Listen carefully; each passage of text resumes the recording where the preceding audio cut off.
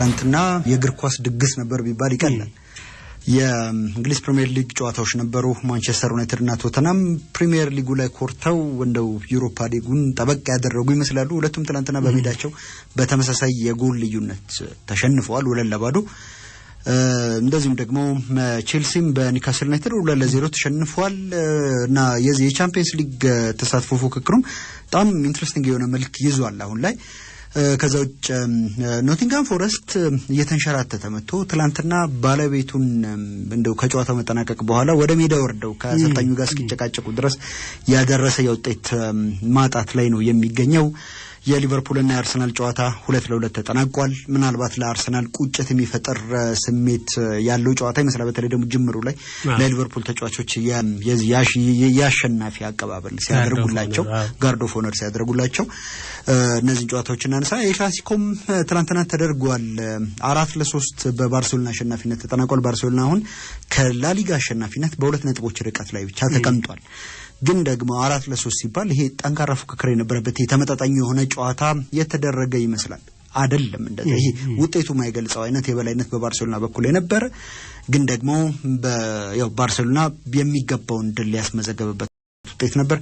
በጣሊያንም ናፖሊ ትናንትና ነጥብ ጣለ፣ ኢንተር አሸነፈና 3 ነጥብ የነበረውና ኦልሞስት እንደው ወደ ማለቁ መስሎ የነበረው የዚህ ሻምፒዮንነት ፉክክሩ ድጋሚ ነፍስ ዘርቷል። አሁን በመካከላቸው የአንድ ነጥብ ልዩነት ብቻ ነው ያለው። እነዚህንና ሌሎች ጉዳዮችንም እንደዚሁ እንመለከታለን። ግን ኤል ክላሲኮ ከጨዋታው ባሻገር ያው እዛው ጨዋታው ላይ የነበረው የዳኝነት ውሳኔዎችና ከጨዋታው በኋላ እየወጡ ያሉ መረጃዎች ብዙ አነጋጋሪ እየሆኑ ይገኛሉ። እነሱንም ጨምሮ ያው ሌሎች ጉዳዮችንም እናነሳለን። ኤል ክላሲኮ እናስቀድም። ኤል ክላሲኮ የስፔን ላሊጋ 35ኛ ሳምንት መርሃ ግብር አካል የሆነ ግን ደግሞ ብዙ ሲጠበቅና ሲነገርለት የነበረ ጨዋታ ነው። የጨዋታ በባርሴሎና እንግዲህ በተውሶ እየተጫወተበት በሚገኘው ሞንትዊች ላይ የተደረገ ጨዋታ እና በሃንሲ ፍሊክ ቡድን 4-3 አሸናፊነት የተጠናቀቀ ጨዋታ ነው። ኤሪክ ጋርሲያ፣ ላሚን ያማል እንደዚሁም ደግሞ ራፊና 2 ጎሎችን አግብተው ነው ባርሴሎናን አሸናፊ ያደረጉት። ኪሊያን ኤምባፔ ትናንትና በጣም ድንቅ ነበር፣ ግን ደግሞ አሳዛኝ ተሸናፊ ነው። በግሉ ሃትሪክ ሰርቷል። 5ኛው ደቂቃ ላይ ከፍጹም ቅጣት ምት እንደዚሁም 14ኛው እና 7ኛው ደቂቃ ላይ በጨዋታ ጎሎችን አግብቶ ነበር፣ ግን ሪያል ማድሪድን ከሽንፈት አልታደገውም። ሁሉም ነገር የነበረው ስሜትና ትኩረትን ሰቅዞ ሊይዝ የሚችል ወይም የሚይዝም ተስፋ ማድረግና ቀቢጸ ተስፋ በደቂቃዎች ልዩነት ውስጥ ሲፈራረቁ የተመለከትንበት፣ እንደገና ደግሞ ድጋሚ ተስፋ ማድረግ፣ ድንጋጤና ደስታ፣ የዳኝነቱ ዝግቦች፣ ምናልባት ቀይ ካርድ ብቻ ነበር ያልነበረው የትናንትናው ጨዋታ እንጂ ደግሞ ሊኖርበትም የሚገባው አይነት ጨዋታ ነበር። የዳኝነት አወዛጋቢ የዳኝነት ውሳኔዎችም ነበሩ። በተለይ ደግሞ ለሪያል ማድሪድ እጅግ በጣም አስፈላጊ ጨዋታ ነበር ይሄኛው ጨዋታ ማሸነፍና ይሄ በስፔን ላሊጋ በነጥብ እኩል የምትሆን ከሆነ የእርስ በርስ ግንኙነት ነው በቀጣይ የሚታየውና ያንን የእርስ በርስ ግንኙነት ይሄ ጉድለቱንም ለመሙላት ግዴታ በ4 ጎሎች ልዩነት ማሸነፍ ይጠበቅበት የነበረው ሪያል ማድሪድ ጨዋታውን ሲጀምር ይሄ ያንን የሚመስል አይነት አጀማመር ነበር፣ ወይም ያንን ጉድለቱን ለመሙላት የተዘጋጀ የሚመስል አይነት ቡድን ነበር።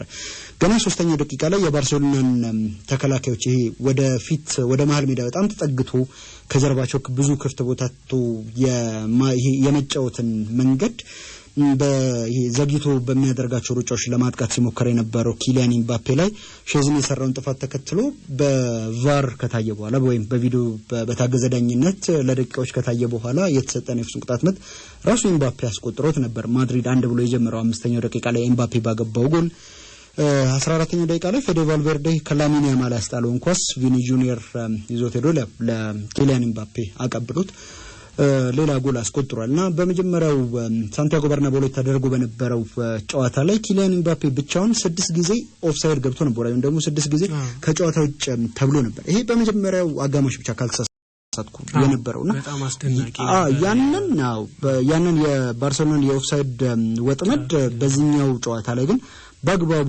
ሲያከሽፍና ይሄ ከዛ ወጥመድ ያመለጠ አደጋዎችን ለመፍጠር ሲሞክር ተመልክተናል። በርግጥ ኦፍሳይድ ተብሎ የተሻረበት ጎል እንደነበረ እንደዚሁም ደግሞ ኦፍሳይድ ተብሎ የተሻሩበት አደገኛ ማጥቃት እንቅስቃሴዎች እንደነበሩትም በትናንትናው ጨዋታ ላይ ታዝበናል። ግን 14ኛው ደቂቃ ላይ ሁለተኛ ጎል አገባና እንዴት ነው ማድሪድ 4-0ን ሊመልስ ነው ወይ የሚል አይነት ጥያቄ ፈጥሮ ነበር። የሪያል ማድሪድ ማጀማመር በጣም ጥሩ የሚባል ነበር። ግን በጨዋታው ጫና ፈጥሮ ብልጫ ለመውሰድ ሲሞከር የነበረው ባርሴሎና ምላሽ ለመስጠት ይሄ ከሁለቱ ጎሎች በኋላ ነው እንደው ፕሮፐር የሚባል ምላሽ ለመስጠት የሞከረው። ሪያል ማድሪድ ሁለቱን ጎሎች እስኪያገባ ድረስ ባርሴሎና አንድም ሙከራ አላደረገም ነበር እንግዲህ በመጀመሪያዎቹ 14-15 ደቂቃዎች አካባቢ ማለት ነው። ግን ላሚን ያማልና ጄራርድ ማርቲን ከሳጥን ውጭ ሞክረው ኩርቷ ድንቅነቱን ባሳየባቸው ሙከራዎች የተጀመረው የባርሴሎና ፍጹም ብልጫ ፍሬ ማፍራት የጀመረው 19ኛው ደቂቃ ላይ ነው። ዳኒ ኦልሞ ያሻማውን የማዕዘን ምት ፌራን ቶሬስ ፍሊክ አድርጎለት ኤሪክ ጋርሲያ በጭንቅላት አስቆጥሮት ወደ ጨዋታው የተመለሰው ባርሴሎና ከዛ በኋላ በተለይ ደግሞ ለሪያል ማድሪድ ከዛ በኋላ የነበሩት የመጀመሪያው አጋማሽ ደቂቃዎች ሆረር ሾው ነበሩ ወይም እንደው ድጋሚ ሊያስተውሷቸው የማይፈልጓቸው አይነት ነበሩ። እያንዳንዱ የባርሴሎና የማጥቃት እንቅስቃሴና ወደፊት የሚሄዱ ኳሶች አደገኞች ነበሩ። የባርሴሎና ፕሬሲንግ ውጤታማ ነበር። ከካውንተር ፕሬሲንግ እጅግ በጣም ውጤታማ ነበር። የሪያል ማድሪድ ተከላካዮች እንደው ኳስ ለማስጣል በሚሄዱበት ጊዜና ኳስንም ደግሞ ካስጣሉ በኋላ ይሄ በቃ ከግራቸው እና ደግሞ ከዛ ከነሱ የጎል ክልል አካባቢ እንዲርቅ በሚመስል አይነት መልኩ እንጂ በተደራጀ መልኩ አልነበረም ሲከላከሉም የነበረው። በርግጥ በትናንትናው ጨዋታ ላይ ፕሮፐር ወይም ደግሞ ትክክለኛ የመሃል ተከላካይ የነበረው ብቸኛው ተጫዋች ራውል አሴንሲዮ ነበር። እሱም ከካስቲያ ያደገ እንጂ የዋናው ቡድን አባል ያልነበረ የውድድር ዘመኑ ሲጀምር የዋናው ቡድን አባል ያልነበረ ነበር። የእሱ ተጣማሪ ደግሞ ኦሬሊዮን ሹዋሜኒ ነው። ሹዋሜኒ የተከላካይ አማካይ እንጂ ተከላካይ አይደለም። በርግጥ እዛ ቦታ ላይ ብዙ እየተጫወተ እየተመለከት ነው ቢሆን ማለት ነውና ያው በ32ኛ ደቂቃ ላይ ላሚን ያማል የሱ መለያ በሚመስል ወይም ትሬድማርኩ በሚመስል መልኩ በጣም ድንቅ የሚባል ጎል አስቆጥሮ ባርሳናቻ ያደረገ። ራፊናሃም ያው በዳኒ ሴባዮስና ኪሊያን ምባፔ መካከል የነበረውን አለመግባባት ተከትሎ የተገኘውን ኳስ ዳኒ ኦልሞ በጣም ቆንጆ ኳስ ነበር የሰጠው፣ እሱን ጨረሰ እና በዚህ በላሚን ያማልና በራፊናሃ ጎል መካከል የነበረው ጊዜ ወይም ደግሞ የነበረው የጊዜ ልዩነት 99 ሰከንድ ብቻ ነውና 2 ደቂቃ ባልሞላ ጊዜ ውስጥ ነው እንግዲህ ባርሴሎና ከአቻነት ብሎም ወደ መሪነት የመጣው። አራተኛ ጎል ካስቆጠረ በኋላ ራፊና ራሱ ፕሬስ አድርጎ የተገኘን ኳስ ባርሴሎና ተጨማሪ ጎሎችን ማስቆጠር የሚገባው አይነት ቡድን ነበር እና የመጀመሪያው አጋማሽ ሲጠናቀቅ እንግዲህ በሪያል ማድሪድ የመጀመሪያዎቹን 2 ጎሎች እስኪያገባ ድረስ ባርሴሎና አንድ ሙከራ አላደረገም ስንል ነበር አይደል? ከነዛ 2 ጎሎች በኋላ የመጀመሪያው አጋማሽ እስኪጠናቀቅ ድረስ ሪያል ማድሪድ አንድም ኢላማውን ያልጠበቀም የጠበቀ ሙከራ ሳያደርግ ነው የወጣውና ይሄ የባርሴሎናን ፍጹም ብልጫ የሚያሳይ ነበር። በሁለተኛው አጋማሽም ያው ብልጫው ቀጥሏል። ግን አንቸሎቲ ሞድሪችና ብራሂም ዲያዝን ቀይረው አስገብተው ያው ወደ ጨዋታው ለመመለስ ሙከራ ያደረጉ መስሎ ነበር። ግን ያው ባርሴሎና ያው ኢንቴንሲቲው ቢቀንስም ብልጫውን አስቀጥሎ ነበር። ግን 70ኛው ደቂቃ ላይ ሉካ ሞድሪች ከባርሴሎና ተከላካዮች ጀርባ ለቪኒሲየስ ጁኒየር የጣለለትን ኳስ ቪኒ ድሪብል ያደረገ ከሄደ በኋላ ለኤምባፔ ሰጥቶት ሃትሪክ ሰራ። ከዛ በኋላም በሁለቱም ቡድኖች በኩል ለጎሎች የቀረቡባቸው ሙከራዎች ነበሩ። የፍጹም ቅጣት ምት አጋጣሚዎችም ነበሩ ወይም ጥያቄዎች የሚያስነሱ ጉዳዮች ነበሩ። በተለይ ደግሞ በባርሴሎና በኩል ቹዋሜኒ በግልጽ በሚታይ ሁኔታ የራሱ የጎል ክልል ላይ ኳስ በእጁ በመንካቱ ምክንያት የፍጹም ቅጣት ምት ይሰጥን ጥያቄ ያቀርበው ነበር። ግን ያው ዳኛው ውሳኔውን ሽረውታል። በስተመጨረሻም እንደዚሁም ፈርሚን ሎፔዝ ያገባውን ኳስም እንደዚሁ ሽረውታልና የተሻለበት መንገድ እንደው ጥያቄ የሚያስነሳ ነው። ያው ልክ ነው እጁ ከተፈጥሯዊ ቦታውን ለቋል። ግን ደግሞ ኢንቴንሽናል አይደለም ወይም ደግሞ ሆነ ብሎ ያደረገው አይደለም። ሚዛኑን ለመጠበቅ ሲል ያደረገው እንቅስቃሴ ነው። ግን ይሄ ኳስ በቪዲዮ መልሶ ከታየ በኋላ ኳሱ ሲሻር የቫሩም ውስጥ የነበሩት ወይም የቫር አጋዥ ዳኞች እንደው ተገላገለን አይነት ስሜት የፎይታ አይነት ስሜት መልእክትን ለመሃል ዳኛው ሲያስተላልፉ የነበረው ድምጽ ወጥቶ ባርሴሎና የንን ጉዳይ ማብራሪያ ይፈልጋሉ የሚል ጥያቄን አቅርበዋል። ከጨዋታው መጠናቀቅ በኋላ ምንም እንኳን አሸናፊም ቢሆንና ዳኞቹ ላይ የነበረውን ጫናም ጭምር የሚያሳይ ነበር እና ባርሴሎና ከ1959 በኋላ በራሱ ተይዞ የነበረውን የ2 ጎል ልዩነት ቀልብሶ ኤል ክላሲኮ ጨዋታን የማሸነፍ ታሪክም እንደዚሁ ደግሟል። በዚህኛው ውድድር ዘመን ሪያል ማድሪድን 4 ጊዜ የገጠመው የሃንሲ ፍሊክ ቡድን 16-6 በሆነ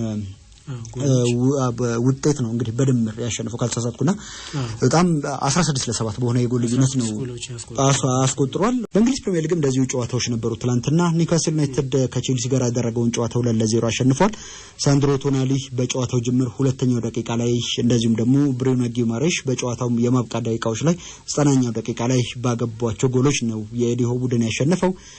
ቼልሲ 35ኛው ደቂቃ ላይ ኒክላስ ጃክሰን በቀይ ካርድ ከወጣበት በኋላ ጥሩ ለመንቀሳቀስ ሞክሯል። እንደውም የጨዋታ ብልጫም ጭምር ነበረው።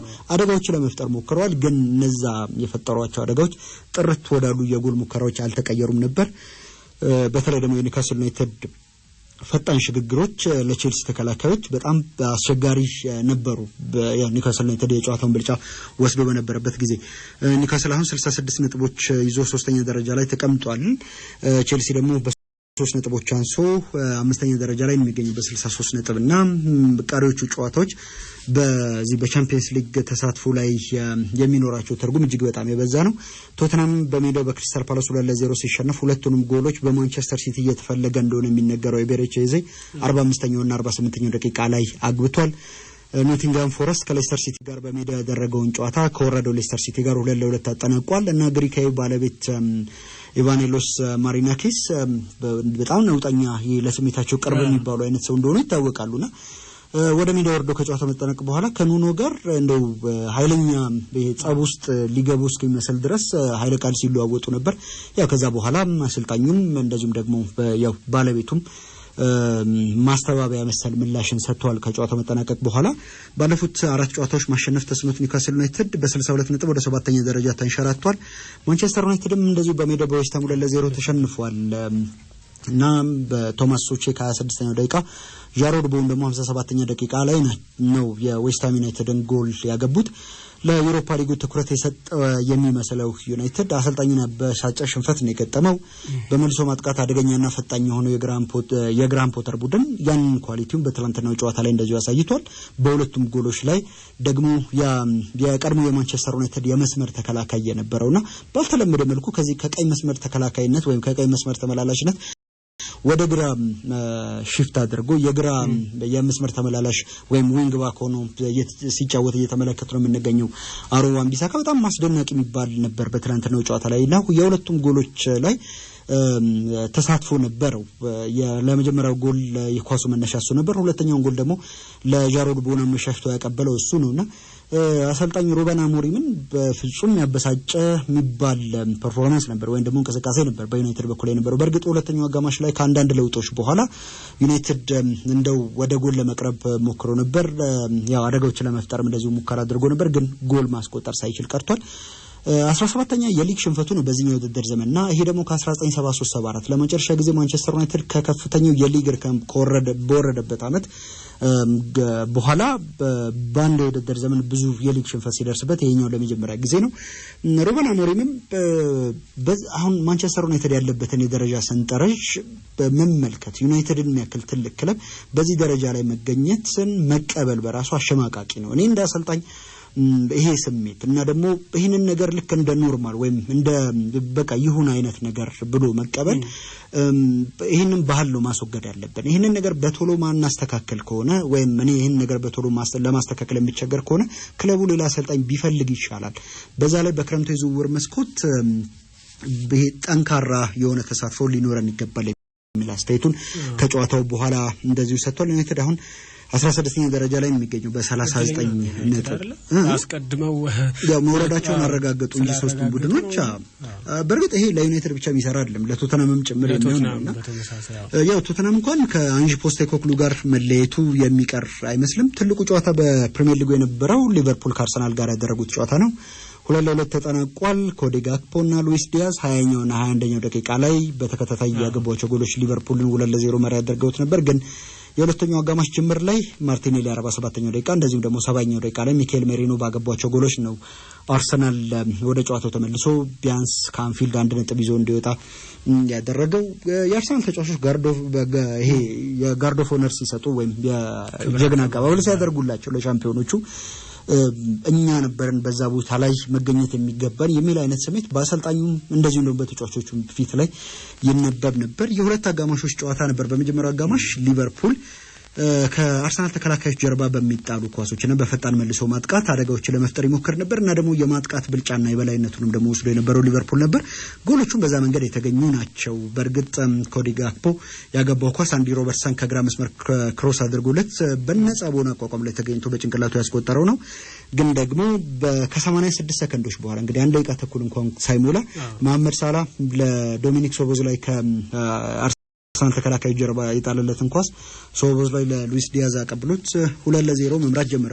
ዲያዝ ባገባው ጎል ሁለተኛው አጋማሽ ላይ የሊቨርፑል ተጫዋቾች መቀዛቀዝ ታይቶባቸው ነበር። ኦልሞስት ጨዋታውን አሸንፈናል የሚል አይነት ስሜት እንደዚሁ ደግሞ ከሻምፒዮን ኮኑ በኋላ ከዚህ ከነዳጁ መርገጫ ላይ እግራቸውን ቀስ ያነሱ ያሉ ይመስላል እና ደግሞ ለዚህም ደግሞ ይሄ ሁነኛ ማሳያ የሚሆነው የማርቲኔሊ ጎል ነው።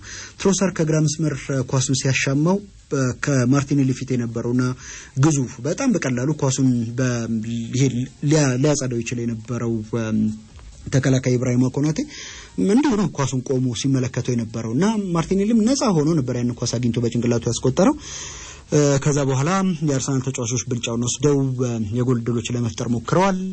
በተለይ ደግሞ 70ኛው ደቂቃ ላይ ማርቲን ኦዴጋርድ ከሊቨርፑል የፍጹም ቅጣት ምት ክልል ውጭ በአክሮሮ የመታውን ኳስ አሊሰን ሲመልሰው ሚኬል ሜሪኖ በጭንቅላቱ አስቆጥሮት ነበር። ግን ከ8 ደቂቃዎች በኋላ ሶቦዝ ላይ በሰራው ጥፋት በሁለተኛ ቢጫ የተጫዋች ከሜዳ ተሰናብቷል። የቁጥር ብልጫውን ለመጠቀም ያደረገው ጥረት በተለይ በሊቨርፑል በኩል ጥራት ባለው ሙከራ አልታጀበም እና ጨዋታው በዛ መልኩ ተጠናቋል። በርግጥ መደበኛ የጨዋታ ክፍለ ጊዜ ተጠናቆ በተጨማሪ ባከነ ሰዓት ላይ አንዲ ሮበርትሰን ጎል አስቆጥሮ ነበር። ግን ኢብራሂማ ኮናቴ ኳሱ በሚሻማበት ጊዜ ጥፋት ሰርቷል በሚል በቫር ከታየ በኋላ ጎሉ ተሽሯል። በጣሊያንም እንደዚሁ ጨዋታዎች ነበሩ ተጠባቂ ጨዋታዎች። ቶሪኖና ኢንተር ያደረጉትን ጨዋታ ኢንተር 2-0 አሸንፏል። ኒኮ ዛሌዮስኪ 14ኛው ደቂቃ እንደዚሁ ደግሞ ክርስቲያን አስላኒ 49ኛው ደቂቃ ላይ ባገቧቸው ጎሎች ማለት ነው። ናፖሊ ደግሞ ከጄኖዋ ጋር ከፓትሪክ ቬራ ቡድን ጋር ያደረገውን ጨዋታ 2-2 ተጠናቋል። ስኮት ማክቶሚናይ በጣም ድንቅ የሚባል ምሽት ነበር በትላንትናው ጨዋታ ላይ የነበረው። የወሩ የሴሪያ ኮከብ ተጫዋችም ተብሎ ተመርጧል። ሉካኩና ራስፓዶሪ ላገቧቸው ጎሎች የመጨረሻዎቹን ኳሶች ያቀበለው እሱ ነው። አሌክሲ ሚሬት 32ኛው ደቂቃ ላይ ራሱ ላይ የናፖሊ ግብ ጠባቂ እንደዚሁ ደግሞ ዮሃን ቫስኬዝ 84ኛው ደቂቃ ላይ ያገቧቸው ጎሎች ለጄኖዋ ሳይሆን ለኢንተር ውድ አንድ ነጥብ እንደዚሁ አስገኝቷል። ናፖሊ 2 ነጥቦች እንዲጥል አድርጓል። የጄኖዋ አሰልጣኝ ፓትሪክ ቬራ እንደሆነ ይታወቃልና ፓትሪክ ቬራ ደግሞ ከ2006 ከ2010 በኢንተር ሚላን እንደተጫወተ ይታወቃልና ለቀድሞ ክለቡ ትላንትና ትልቁ ለታውሏል። ዛሬ እንደዚሁ በቬኔዚያ ከፊዮረንቲና ምሽት 1:30 አታላንታ ከሮማ ምሽት 3:45 ላይ በጣም አሪፍ የሚባል ጨዋታ ይኖራቸዋል። በጀርመን ቡንደስሊጋም ትላንትና አሎንሶ በሜዳው የመጨረሻ ጨዋታውን አድርጎ ነበር እንደ በሌቨርኩሰን አሰልጣኝነቱ። ግን በቦሩሲያ ዶርትመንድ 4-2 ተሸንፏልና ያው አጨራረሱ እንደው መልካም ይባል አልሆነም። የኢትዮጵያ ፕሪሚየር ሊግ የ28ኛ ሳምንት ትላንትና ተጀምሯል። 2 ጨዋታዎች ነበሩ። አስቀድሞ በተደረገ ጨዋታ ቅዱስ ጊዮርጊስና አዳማ ከተማ ተገናኝተው አዳማ ከተማ አሸንፏል 1-0። ስንታየው መንግስቱ የመጀመሪያው አጋማሽ ማብቂያ ላይ 45ኛው ደቂቃ ላይ ባገባው ጎል ነው አዳማ ከተማ አሸናፊ ሆነው። ከ8 ጨዋታዎች በኋላ ያሸነፈው አዳማ 26 ነጥብና 15 የጎል ዕዳ ይዞ 15ኛ ደረጃ ላይ ተቀምጧል። ከመቀለ ሰባ እንደርታና ከድሬዳዋ ከተማ በ3 ነጥቦች ርቀት ላይ እንደዚሁ ተቀምጧልና ላለመውረድ የሚደረገውም ትንቅንቅ ዘንድሮ በዚህ በሊጉ ላይ ከምንመለከታቸው በጣም ይሄ ትኩረትን ከሚስቡ ጉዳዮች መካከል አንዱ ምናልባትም ደግሞ ዋነኛው ይሆናል። ይሄ ጥቂት ቡድኖች አይደሉም ላለመውረድ እየተፎካከሩ የሚገኙት። ቅዱስ ጊዮርጊስ ደግሞ ከ3 ተከታታይ ድሎች በኋላ ነው የተሸነፈው 40 ነጥብና 3 የጎል ክፍያ ይዞ 6ኛ ደረጃ ላይ ተቀምጧል። ኢትዮጵያ ቡናና ወላይታ ድቻ ያደረጉት ጨዋታ ነበር። አመሻሽ 12 ሰዓት ላይ የተጀመረ ጨዋታ ኢትዮጵያ ቡና ይህንን ጨዋታ 1-0 አሸንፏል። ኮንኮኔ ሀፊዝ 49ኛው ደቂቃ ላይ ያገባው ጎል ነው ኢትዮጵያ ቡናን አሸናፊ ያደረገው። 48 ነጥብና 10 የጎል ክፍያ ይዞ ኢትዮጵያ ቡና 2ኛ ደረጃ ላይ ተቀምጧል። ከሊጉ መሪ ከኢትዮጵያ መድን 6 ነጥብ ርቀት ላይ ነው የሚገኘው። ወላይታ ድቻ ከኢትዮጵያ ቡና በ7 ነጥቦች አንሶ 41 ነጥብና 1 የጎል ዕዳ ኖሮበት 4ኛ ደረጃ ላይ ተቀምጧል። ዛሬም እንደዚሁ የሊጉ ጨዋታዎች ቀጥለው ይደረጋሉ። ቀን 9 ሰዓት ላይ አዳማ በአርባ ምንጭ ከተማ ከሐዋሳ ከተማ ጋር የሚያደርጉት ጨዋታ ይኖራል። ሐዋሳ ከተማ በቅርብ ጨዋታዎች ላይ ውጤቶችን እያስመዘገበ ከወራጅ ቀጠና ወጥቶ አሁን 13ኛ ደረጃ ላይ ነው የሚገኘው በ31 ነጥቦች። ኢትዮ ኤሌክትሪክ ከሲዳማ ቡና ደግሞ የሚያደርጉት ጨዋታ መሻሻ 12 ሰዓት ላይ ይደረጋል። የኢትዮጵያ ሴቶች ፕሪሚየር ሊግ መዝጊያ ትላንትና ተደርጎ ነበር የመጨረሻው ጨዋታ። የኢትዮጵያ ንግድ ባንክ አስቀድሞ ሻምፒዮን መሆኑን ያረጋገጠው ቡድን ከአዳማ ከተማ ጋር ያደረገውን ጨዋታ 5-0 አሸንፏል። አጠቃላይም በውድድር ዘመኑ አጠቃላይ 62 ነጥቦችን ሰብስቦ የሊጉ ሻምፒዮን መሆኑን እንደዚሁ ትናንትና ያው ዋንጫውን ተቀብሏል። አዲስ ሽልማትም ተዘጋጅቶ ይፋ ተደርጓል። ልክ የሰፌድ ቅርጽ ያለው ዋንጫ ነውና የወንዶች ፕሪሚየር ሊግ ዋንጫው የመሶብ ቅርጽ ያለው እንደሆነ ይታወቃልና ይሄ ሀገርኛ የሆኑ ነገሮችን ይበልጥ ያው በዚህ በእግር ኳስ ውስጥ ፕሮሞት ለማድረግ እየተሞከረ ያለበት መንገድ እንደ በጎ ነገር ሊታይ ይችላል። የኢትዮጵያ ንግድ ባንክ በዚህ የውድድር ዘመን ካደረጋቸው 26 ጨዋታዎች 18ቱን አሸንፏል። ምንም ሳይሸነፍም ጭምር ነው ወይም በእንግሊዝኛው ኢንቪንሲብል ሆኖ ነው ይሄን የውድድር ዘመን ያጠናቀቀው እና ትላንትናም እንደዚሁ ያው የድል አድራጊነቱን ያወጀበትን ሽልማት አዲሱን ዋንጫም እንደዚሁ ተረክቧል። 54ኛው የኢትዮጵያ አትሌቲክስ ሻምፒዮና ትላንትና ፍጻሜውን አግኝቷል። በኢትዮጵያ ስፖርት አካዳሚ ሲደረግ ነበር ላለፉት 5 ቀናት ቆይታ ያደረገው። ትላንትና በርካታ የፍጻሜ ውድድሮች ተደርገው ነበር። ከየዚህ የሜዳ ላይ ተግባራት እንደዚሁም ደግሞ የመካከለኛና የአጭር ርቀት እንደዚሁም የሪሌ የዱላ ቅብብል ውድድሮችም ነበሩ። ግን ያው በዚህ በዓለም አቀፍ ደረጃ ውጤታማ ከምንልባቸው ርቀቶች መካከል አንዱ 5000 ሜትር ነውና በ5000 ሜትር ፍጻሜ በወንዶችም በሴቶችም ተደርጎ ነበር። በወንዶች አብዲሳ ፈይሳ አንደኛ፣ ገብሩ አብራ ሁለተኛ፣ ጀንበሩ ሲሳይ ሶስተኛ ደረጃን ይዘው አጠናቀዋል። ከኦሮሚያ ኮንስትራክሽን ኢንጂነሪንግ ከኢትዮ ኤሌክትሪክና ከኢትዮጵያ ንግድ ባንክ ነው እነዚህ አትሌቶች ከአንደኛ እስከ ሶስተኛ የወጡት አትሌቶች መጡት። በሴቶች የኔዋ ንብረት ከኢትዮጵያ ንግድ ባንክ አንደኛ፣ ገመኔ ማሚቴ ከኦሮሚያ ፖሊስ ሁለተኛ፣ እንደዚሁም ደግሞ ዜና የለኝ ከኢትዮ ኤሌክትሪክ ሶስተኛ ደረጃን ይዛ አጠናቃለች። በ1500 ሜትር እንደዚሁም በሌሎችም ውድድሮች እንደዚሁ የፍጻሜ ውድድሮች ተደርገው ነበር። በመዝጊያው ስነ ስርዓት ላይ የፌዴራል ባህልና ስፖርት ሚኒስትር ዴታ ነብዩ አባዬ፣ የኢትዮጵያ አትሌቲክስ ፌዴሬሽን ፕሬዝዳንት አትሌት ለሺሳይንን ጨምሮ የቀድሞ አሰልጣኞች፣ አትሌቶች እንደዚሁም የተለያዩ የአትሌቲክሱ ቤተሰቦችና ባለድርሻዎች ተገኝተው ነበር።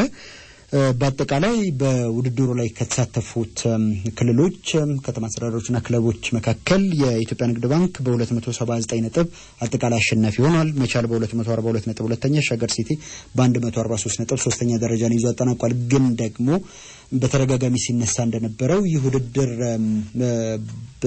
በርግጥ የሀገራችን አትሌቲክስ በተለይ የትራክ ላይ ውድድሮች ላይ የሚሳተፉ አትሌቶቻችን ያለባቸውን ፈተና ቁልጭ አድርጎ ያሳየ ነው። በሰባት ወይም ደግሞ በሰባት ትራክ ላይ ብቻ የተደረገ ውድድር ነው። ከዛ ባሻገር የትራኩም ደግሞ ጥራት ራሱን የቻለ አስተዛዛቢ ነውና አትሌቶቻችን በተለይ ለዓለም አቀፍ ውድድሮች በሚዘጋጁበት ጊዜ የሚገጥማቸው ፈተና እንዴት ያለ ፈታኝ እንደሆነ የተመለከትንበትም ጭምር ነበረ እና አሁን በቀጣይ ቶኪዮ የምታስተናግደው በቀጣዩ ዓለም አትሌቲክስ ሻምፒዮና ሊጀምር ከ3 ወር አካባቢ ያነሰ ጊዜ ነው የሚቀረውና ለዚህ ውድድር አትሌቶች ሲዘጋጁ እንዴት ያለ ስፍራ ላይ ነው የሚዘጋጁት እና ደግሞ ይሄ በቂና ምቹ ይሄ ዝቅተኛውን ደረጃ እንኳን የሚያሟላ የመለማመጃ ቦታ ሳናዘጋጅላቸው ውጤት እንዳይመጡ ምን ተጠብቅባቸው እንዴትስ ባለ መልኩ ነው የሚለው ጉዳይ ያው የአትሌቶቹም የአመታት